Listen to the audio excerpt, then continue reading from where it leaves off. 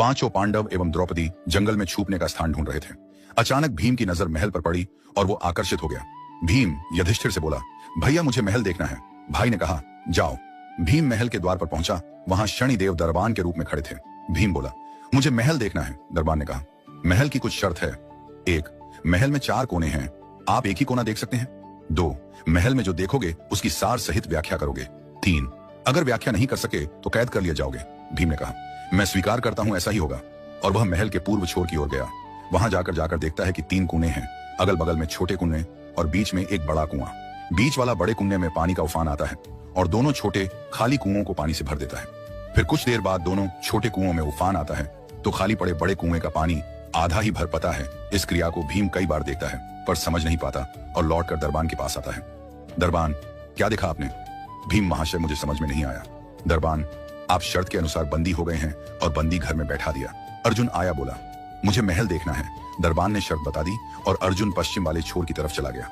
आगे जाकर अर्जुन क्या देखता है? एक खेत में 2 फसल उग रही थी, एक तरफ बाजरे की फसल, दूसरी तरफ मक्का की फसल।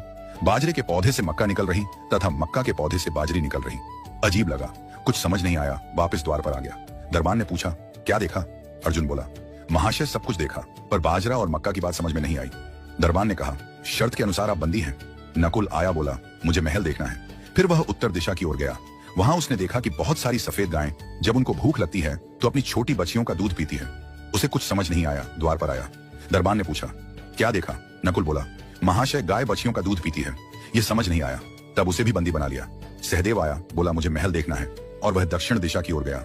अंतिम कोना देखने के लिए क्या देखता है? वहां पर एक सोने की बड़ी शिला एक चांदी के सिक्के पर टिकी हुई डगमग डोले पर गिरती नहीं है। वह वापस द्वार पर आ गया और बोला, सोने की शिला की बात समझ में नहीं आई। तब वह भी बंदी हो गया। चारों भाई बहुत देर से नहीं आए। तब युधिष्ठिर को चिंता हुई। वह भी द्रौपदी सहित महल में गए। भाइयों के लिए पूछा। तब दरबान ने बताया वो शर्त अनुसार बंदी है। युधिष्ठिर बोला, भीम तुमने क्या देखा? भीम ने कुणाई के बारे में बताया। तब युधिष्ठिर ने कहा, यह कलयुग में होने वाला है।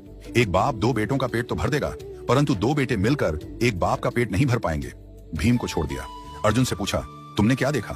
उसने फसल के बारे में बताया। युधिष्ठिर ने कहा, यह भी कलयुग में होने वाला है। वंश परिवर्तन अर्थात ब्राह्मण के घर शूद्र की लड़की और शूद्र के घर बनिए की लड़की ब्याही जाएंगी।